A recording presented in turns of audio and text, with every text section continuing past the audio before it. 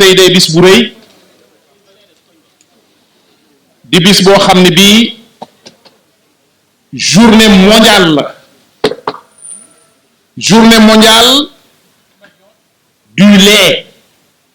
ñu koy célébrer à travers tout le monde entier. Le ministre de l'élevage bi président Macky Sall fal jiital ko mu jiite élevage te jiite ko avec brio mu ngay célébrer journée nationale bi ca Ndakaaru di bis bu rëy boo xam ne Sénégal gépp ko bokk waaye mu joxe ndigal it nii région bu ne nañu célébrer la journée mondiale du lait parce que importance bi lait am ci réew mi ak ki doomu aadama yi. Gouverneur nag ci boppam Alaaji Baara biñ nee nañ tànn la journée pour célébrer ko au niveau régional mu nekkoon nañ ko jox département Bambey waaye département Bambey jël ko jox ko commune bi nga xam ne bii tubaarkàlla mooy commune Réfane parce que nit soo ko xamul doo ko sédd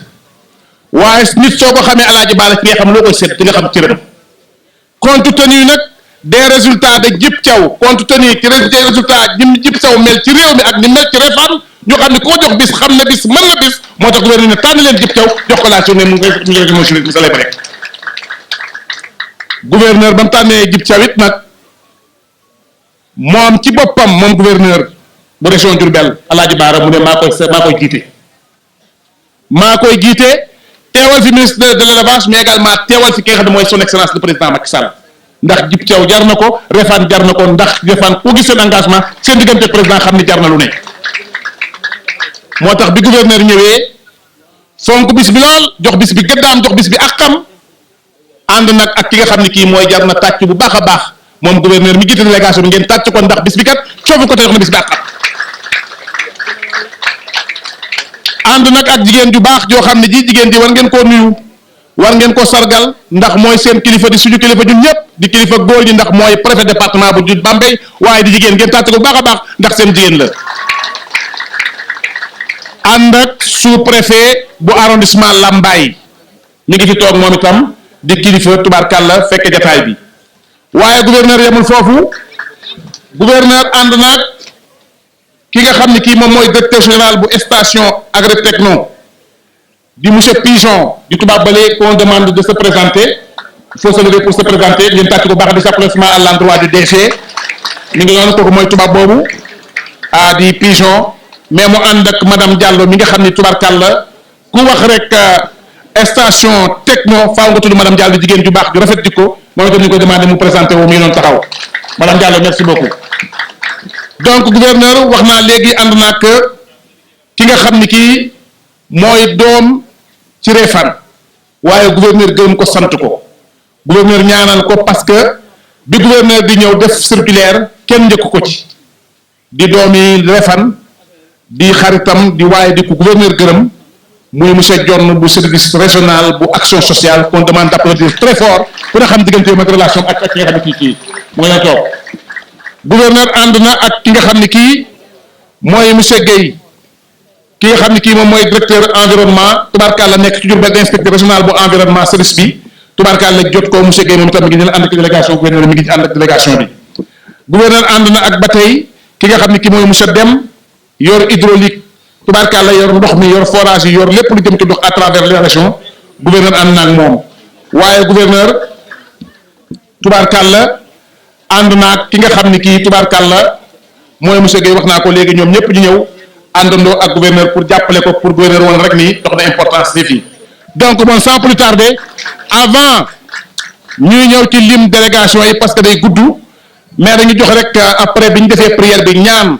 ci barke mag ñu baax ñi yàlla nangu ñaan gi ñangu jotaay bi on va donner la parole au représentant des chefs de village Assane Thiaw au nom des villages de village waaw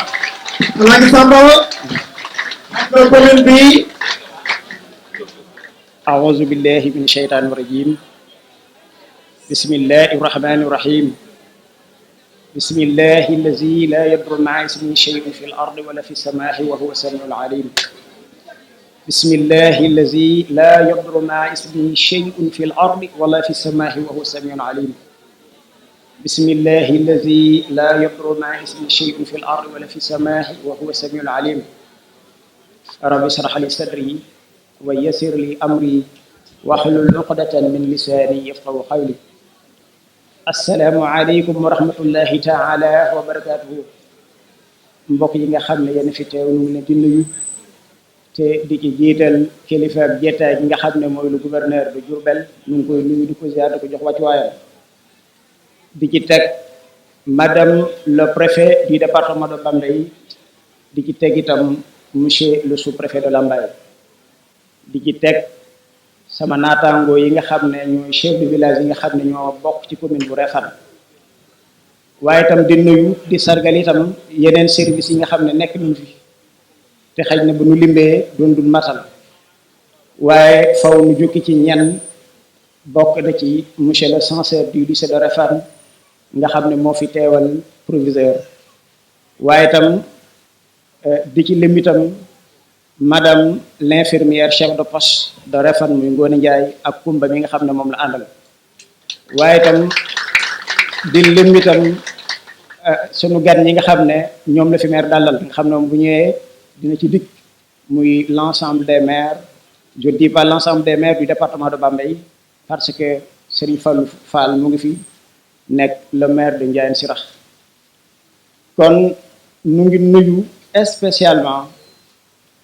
ginnaaw bu ñu sakkoo ndigal ci gouverneur beral nuyoo monsieur Pigeon mi nga xam ne moo fi teewal station agri techno mii na gunu tur woowu nag waaye moo fi andi jëf ju réy ji nga xam ne moom la ñuy dalal tey nga xam ne mooy def lancement bi kon monsieur Pigeon DG de station agri techno la population de Réfane vous remercie chaleureusement parce que pour faire un petit rappel, toute la jeunesse de Réfane ou bien majoritairement actuellement est à Dakar en train de faire de petits boulots, comme par exemple, ils sont des marchands ambulants ou bien des taximans. Tout cela montre qu'ils sont déterminés à pousser la population de Réfane vers l'avant, malgré les maigres moyens dont ils disposent. Donc, si vous venez à Réfane, M. Pigeon, et station agri-techno, avec une industrie laitière, une première dans le département de Bambey, une première dans la région même de Diourbel. La population de Réfane vous remercie chaleureusement, M. Pigeon. Et nous vous accueillons à bras ouverts. Nous vous accueillons aussi avec toute notre énergie et avec toute notre force. Ne serait-ce que pour une collaboration entre vous et nous, ça serait une très bonne chose pour l'ensemble des habitants de Réfane. Donc, mënuma guddal kaddu gi fii laa yem di ñaan li nga xam ne moom la ñuy tàmbali ñu yeggale ko ci bismillahi rahmani rahim yeggale ko ci alhamdulillahi rabbil alamin. Assalaamu aleykum wa rahmatullahi taala wa barakatuh. Monsieur le gouverneur, Réfane ngoog ku xamul Réfane dégg nga seen tur gis nga wax ji ni mu yaroo ak ni mu amee teggin ak ni mu gàtte waaye day way dara il est précis kon foofu mooy Réfane. monsieur le gouverneur góor fii mooy ànd ak président góor fii moo ànd ak président te wóoru ko soo gisee ñiiw ànd ak moom ba muy jóg di ànd ak président boobu ñu ñoo àndoon di jóg yàlla dogal takkal leen doon bopp tànk te histoire dafay marqué ni su ne ku njëkk a nekk maire ci acte 3 décentralisation ci Réfane dañ naan Djib Thiaw doon jamono Réfane loolu teraanga la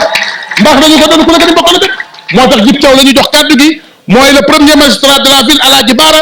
am yar am teggin am compétence gañe dëkkam tubaarkàlla ba pare nag jël lépp nag tekk ci ginnaaw président Macky Sall ànd ak moom di ko jàppale muy guddi bëccëg Baara kooku mooy Djib Thiaw la ñuy jox kàddu gi mooy waxtaan ak mbooloo mi. jërëjëf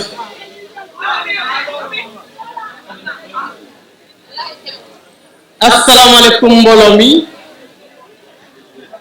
monsieur le gouverneur de la région de Diourbel monsieur Gorgui Mbaye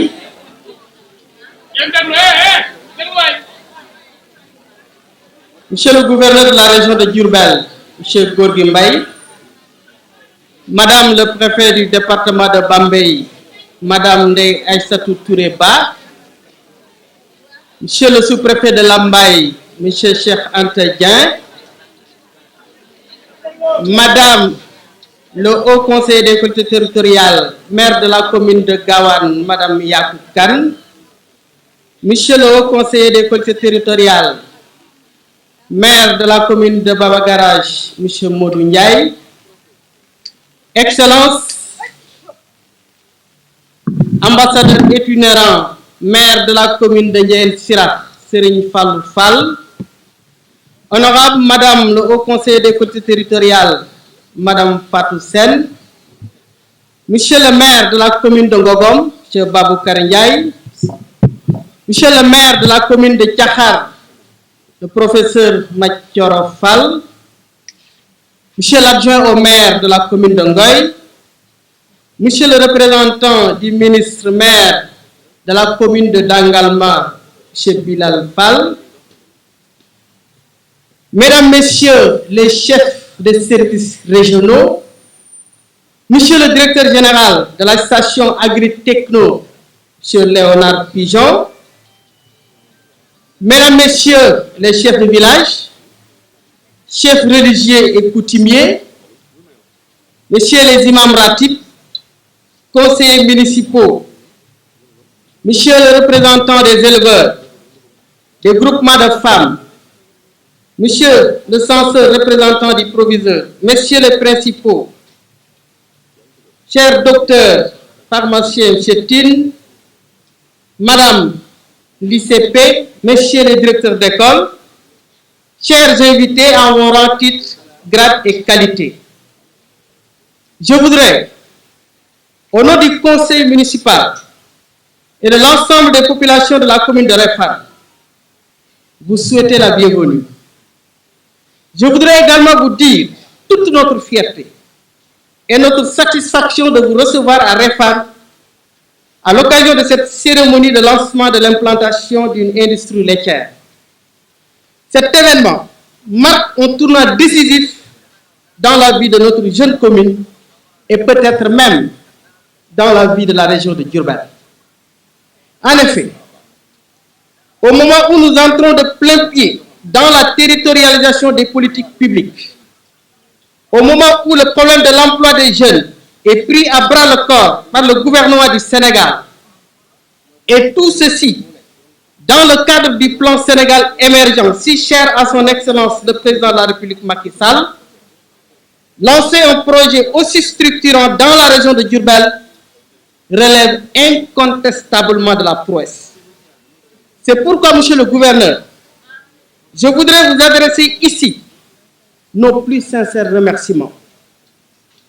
Vous nous avez apporté assistance et conseil depuis le début. Vous nous avez accordé beaucoup de votre temps et nous avons également énormément profité de votre expérience. Nous apprécions avec chaleur votre souci constant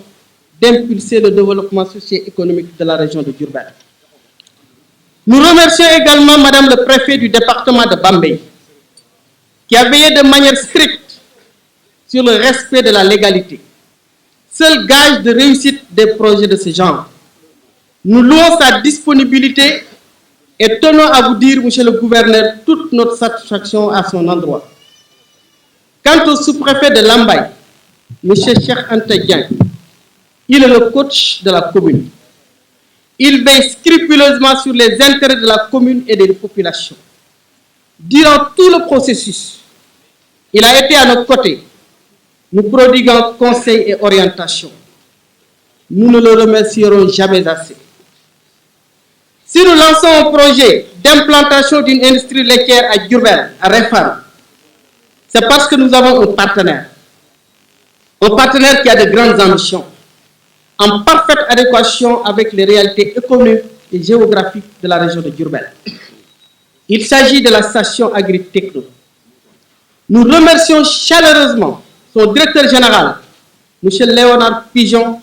et son équipe, notamment Mme Diallo. Nous sommes très satisfaits de leur collaboration. Notre modèle de partenariat est un modèle gagnant-gagnant, tout à fait innovant. L'innovation majeure et qui doit faire tache d'huile est particulièrement notée dans le domaine du foncier. En effet, monsieur le gouverneur, madame le préfet pourra vous le confirmer, aucun mètre carré de terre n'est attribué au promoteur du projet. La terre reste une propriété des communautés qui vont non seulement bénéficier des emplois créés, mais également des dividendes liés à l'exploitation de leurs champs. Avec Station Agritechno, nous les accompagnerons dans la culture fourragère. Nous espérons également pouvoir accompagner les éleveurs locaux dans l'amélioration et les soins de la race locale. L'intérêt de ce projet, pour nous, région de Diourbel en particulier, et pour le Sénégal en général, est très grand. C'est pourquoi je voudrais demander à toutes les populations à se l'approprier. Ainsi, avec votre accompagnement, monsieur le gouverneur, l'accompagnement de son Excellence, le président de la République Macky Sall, à partir de Réfane, à partir de la région de Diourbel, nous pensons pouvoir développer une véritable industrie laitière au Sénégal et réduire ou même annuler la facture laitière de notre pays. Mieux, nous pourrons demain retrouver sur les rayons des supermarchés de Bamako, de Paris ou de Montréal des bouteilles de lait made in Réfane, made in Diourbel. Nous y croyons parce que nous savons que la Cotton Belt aux États-Unis a démarré par une seule industrie de coton. Kon monsieur le gouverneur, ginnaaw bu ñu la nuyoo yow ak ñi nga àndal nuyu madame le préfet, monsieur le préfet, monsieur le sous-préfet ak au conseil yi fi teew mën ci liw Modou Ndiaye maire Baba Garage, Fatou Sène ak madame Yakou Kane maire Gawane ak excellence l'ambassadeur itinérant Serigne Fallou Fall, mon collègue maire de Thiakhar Mathioro Fall, le professeur Mathioro Fall, mon cher collègue et ami le maire Babacar Ndiaye ak représentant monsieur Mor Ngom maire de la commune de Ndangalma, représentant monsieur Eli Fall maire de la commune de Ngoy, chef religieux yi ma jël seen nuyoo teg ko ci loxol Serigne Modou Mbacké, chef de village yi maa ngi leen di nuyu conseillers yi, conseillers municipaux yi, di nuyu ñi fi teew ñëpp kenn ku nekk ci turam ak santam, di nuyu suñu partenaire bi nga xam ne moom la ñu àndal pour lancer journée bi muy Agritechno, monsieur Pigeon teewal ko fii ak madame Diallo. ñuy am mbégte mu rëy te di la sant di la gërëm monsieur le gouverneur. Tey bi nga ñëwee boo jaale ji woon kër oustaz Abdou Faye, jaale ji kër imam Aliou Dione, nañu damaa yàkkamti maa ngi dellu rek suñu xol sedd na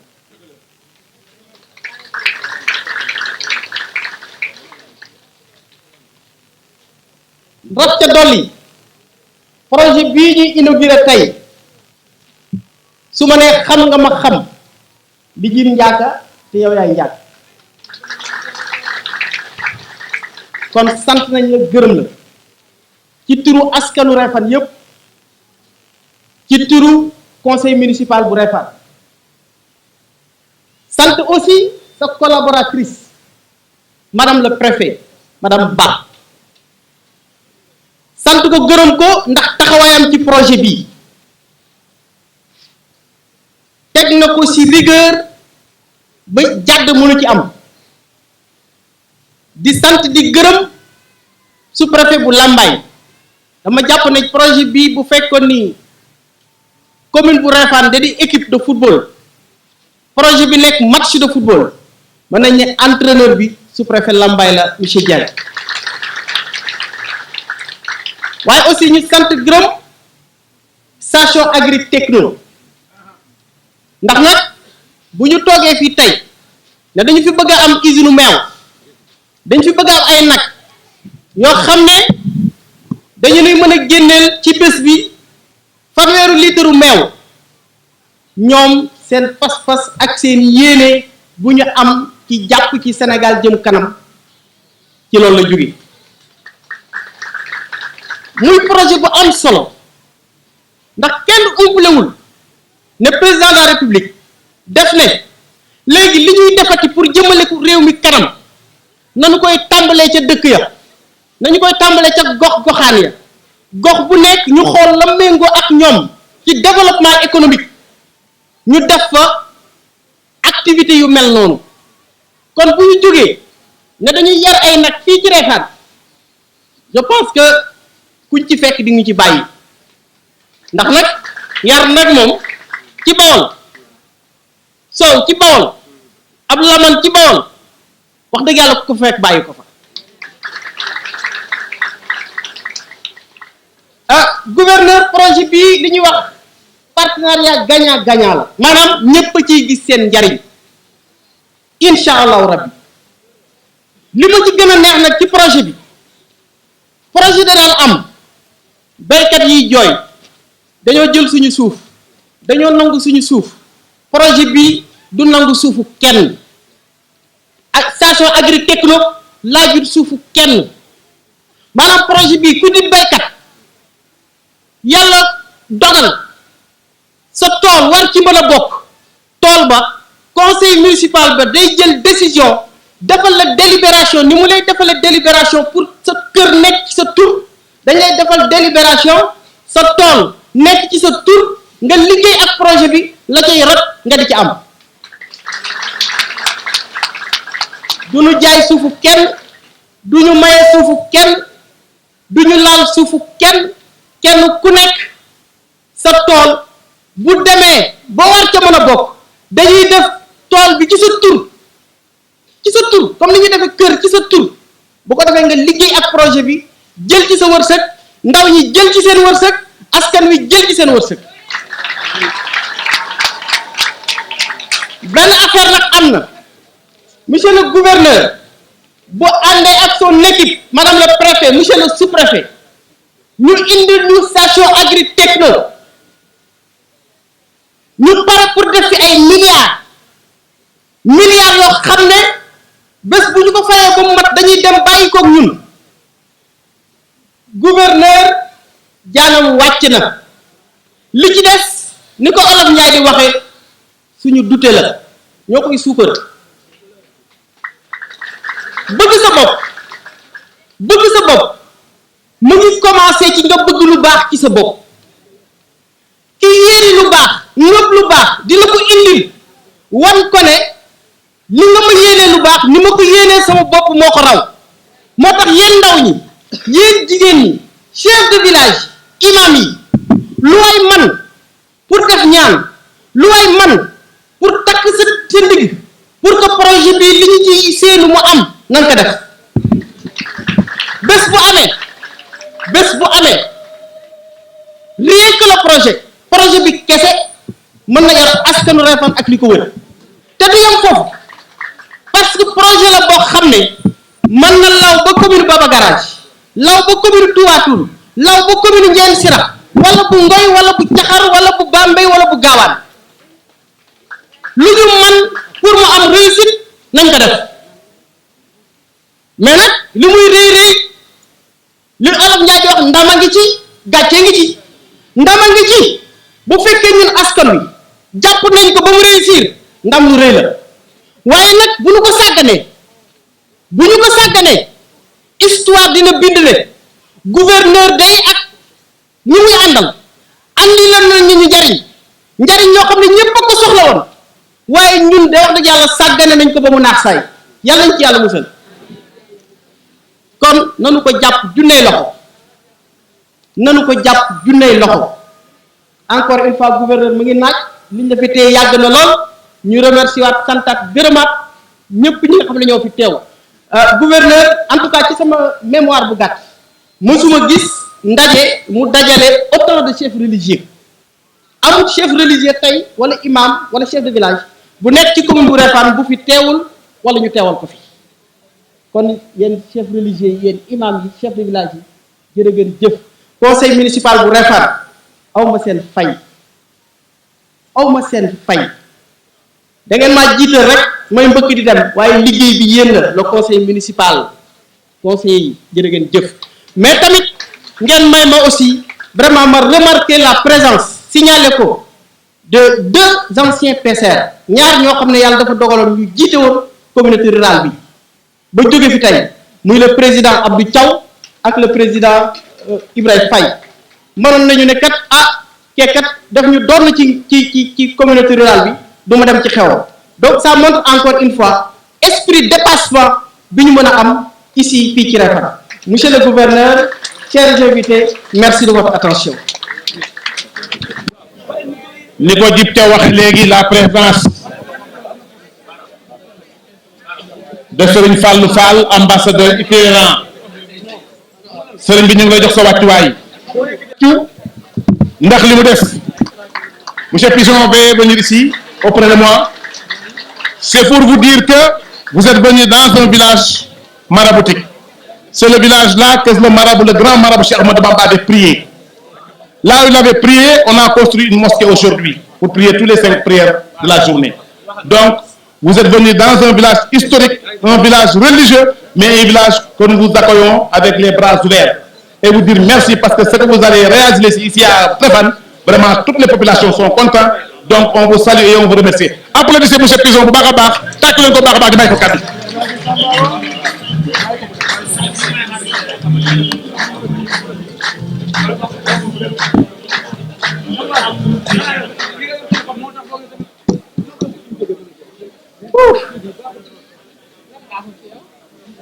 Je vous avoue que, bon, Léonard Pigeon, mais je suis particulièrement ému. Pour moi, c'est une expérience extraordinaire que je vais pouvoir partager avec mes confrères au Canada, mes collègues de Station Agritechno. Et puis, ça va être un souvenir mémorable avec tous les gens qui prennent des photos, des journalistes. Je vais vous faire une présentation de qui on est, pourquoi on est ici, et puis le fonctionnement du projet. On parle d'agriculture moderne, on parle de production laitière dans une industrie qui s'inscrit dans la modernité,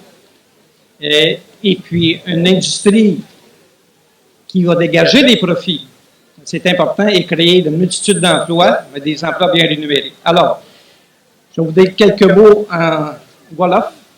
C'est Salaamu aleykum wa Réfane.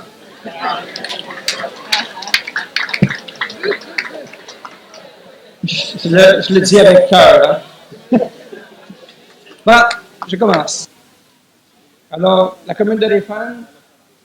c'est le partenaire hôte idéal de la phase 1 de ce projet qui s'étalera sur 5 phases. Ainsi, d'autres communes vont se greffer avec d'autres régions. Avec notre ambition à tous, on a sur la bannière, je pense que c'est celle qui est dans la rue, c'est en route vers l'autosuffisance en lait 100% sénégalais. Merci d'être là, ce projet vous appartient. Dieu heureux, Dieu. C'est bon? Madame Diallo, comme ça. Ouais, donnez-moi ça. Même tout, il m'a wax. Enfin, même pas, je ne vais pas tout traduire. Quelques mots. Assalamu alaikum. Assalamu alaikum wa rahmatullah. Man maa ngi tudd Khady Diallo nekk sénégalaise juddoo Ndar yàgg Canada dafa à peu près une vingtaine d'années ñibbisi liggéey pour gouvernement Québec après léegi nag may gunge monsieur Pigeon ci projet bii ñu am daanaka mënoon naa bañ a guddal wax ji parce que le maire Djibril Thiaw foog ma taxaw tuuti ci moom dama ko jàppoon naw ko gën naa ko naw tey parce que man dama am kilifa te monsieur Thiaw dafa am kilifa di ma gis tey ku am kilifa rek moo koy def waaw am na ambition bëgg na jëmale commune am ci kanam parce que gëm-gëm bi mu am gouverneur yónni ñu fii ñu toog wax ak moom benn yoon ñaari yoon ñu continuer di liggéey ba tey yàlla dogal lii du keneen moom mii la nee na sànq du jin njaaga gouverneur mooy njaag wante su ko fi fekkul woon mu nangu yëf yi du demee nii madame le préfet yoon bi mu ko jaaralee pour mu tegu ci yoon parce que li ñu wax rek mooy dëgg station Agritechno ñëwul pour jël suufu kenn parce que du loolu mooy suñu ambition li ñu bëgg liggéey dañ ko bëgg liggéey fii ngeen moom ko mu des fii ñun ñu dem suñu yoon loolu rek la du leneen léegi monsieur Pigeon li mu wax yëpp nag dañ koy tënk rek parce que gudd na wante li mu wax mooy projet bi seen projet la ñi ngi tollu ci phase ut financement bi am nañ ci yaakaar lool buñ ca yàlla dimbalee wante nag yéen ñëpp fa ngeen jàpp parce que commune bi nit ñi dañ ko dégg parce que tey wax ji dana law waaw foncier bi lii déedéet parce que lii ñu fi wax tey góoma ni beneen commune ci Sénégal wax na ne que nous on n'a pas besoin soxlawuñu jël suufu kenn parce que suufu réew dafay dellu ci waa réewam wante nag foog ñu liggéey nar na metti nar na yàgg wante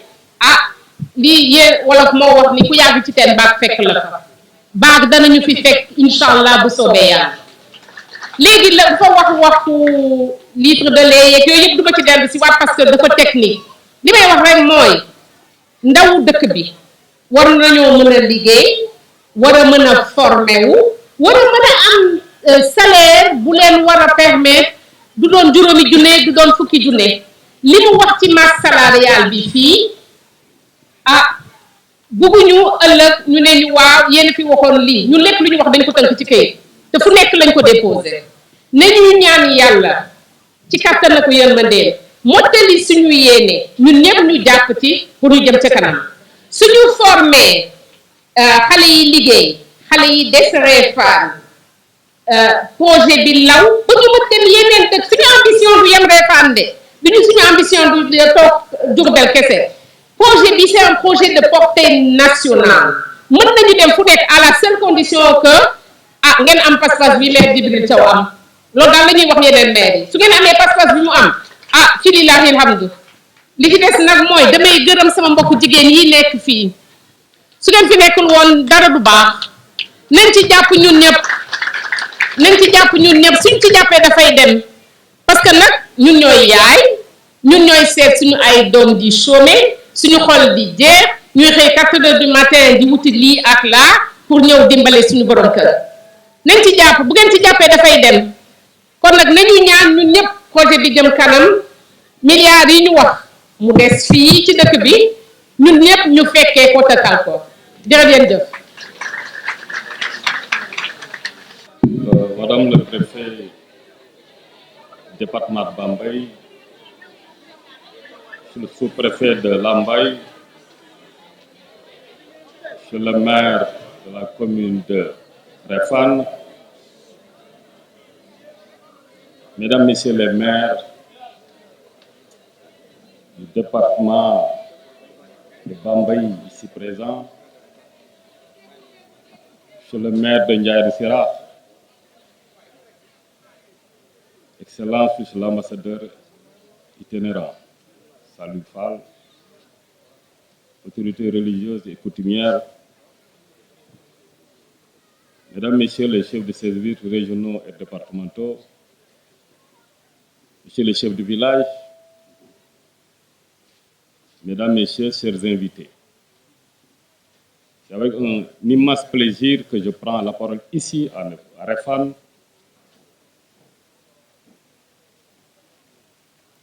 accompagner et accueillir nos hôtes, nos partenaires, M. Léonard Pigeon et Mme Diallo de la station Agritechno. du ma guddal naaj bi tàng na li ma mën a wax rek mooy Sénégal at mu nekk di lu mat juróom fukki milliards ak juróom-ñaar dina ko jënd ci meew pour ñu mën ko ñun dunde ñun ñëpp ñu xëyee nekk nañ café ak meew ko wax looy dékkee mu ne la café ak meew bu la waxul café Touba ne la café ak meew café ak meew boobu meew bi ci nekk yu ci bëri ay sunguf meew la waaye sunguf meew boobu jógewul fi usines yi fii dañuy indi meew bi jël sënguf meew defar ko jaay la ko waaye ñoom nag xam nañ ne kon ñun war na mën a defaral suñu bopp suñu meew daal di ko fi jaay bu boobaa ñaaree am njëg gi dina gën a yomb te meew mi fii lañ koy defaree mooy suñu meewu bopp buñ ko fi defaree mooy suñu meewu bopp liggéey dina am parce que ña fay liggéey ca meew ma doomi dëkk bi la ñuy doon bu dee nag meew bu ñu jéggaani ñay liggéey sa usine duñu soo doomu réew doomu yeneen i réew la ñooy liggéey ci moom ba am fay liggéey am fay directeur am fay chauffeur daal ñun jënd rek lekk la ñuy def bii nag ñoo koy jënd fii lekk ko fii suñuy doom liggéey ca liggéey ba dawal oto ya nekk sa bureau ya la ca des ñu jaay ko ci dëkk bi yaakaar naa loolu bu amee fii xanaa ka lay laax jaay laax lekk yaakaar naa ni ku bëgg a meew kay refaan ngay jëkk ñëw ba la nga dem feneen xale yi sax bu ñu gàllee meew la ñuy gàll loolu laa yéene waa refaan mais xam naa ne yéen a ko gën a yéene seen bopp ndax yéen ni ngeen ñëwee tey ni ngeen mobiliser man bu ñu tegee musique bu ma gis jigéen ji dama la ñi dañu namoon feet waaye feet gaa ngi ci kanam ndaxte coronavirus bii tax nag kenn lekkatul kenn naanul ñëpp a nërmeelu waaye nag loolu nattu la bu nattu ñëwee dañuy ñaan yàlla dellu suñu borom fas yéene liggéey na pour mu jóge fi loolu suñu kilifa diine ñaanal nañu ci waaye wax naa leen ne fi ñu tàmbalee moo jar a tàmbalee ndaxte dëkk day am bunt ginnaaw maire ba nekk ci ñu bunt teeroo ñu si biir dëkk ba ñun ñu ne dañu bëgg a defar dëkk bi waroo weesu notable ba waroo weesu imam te àddina ñaare fi am muy bànneex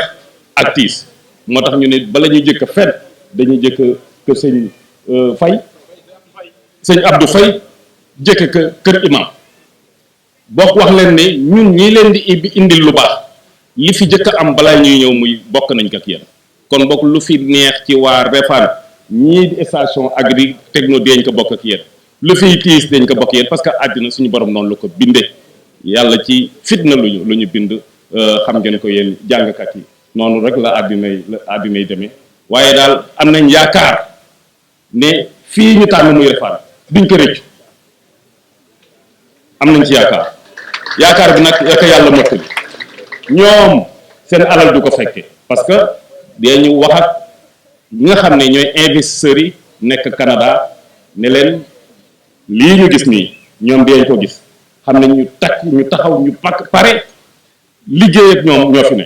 ku gis mobilisation bi gis ñi fi teew ci ay autorité ay maire lépp nga xam ne ñii bëgg nañoo liggéey ku gis jeunes yi ni ñu mobiliser nga xam ne ñii pare nañu ku gis jigéen ñi gis notable yi xam ne ñii fu dëgg yàlla ku ñu àndal liggéey rek lañ bëgg waaw kii ut fu mu fanaan nag ak kuy ut ko koy wettil yaakaar naa ne fay lampe bi wala tëjal bunt bi du leen boole kon boog monsieur Pigeon voilà des gens qui sont prêts vous avez des hommes et des femmes engagés déterminés pour le développement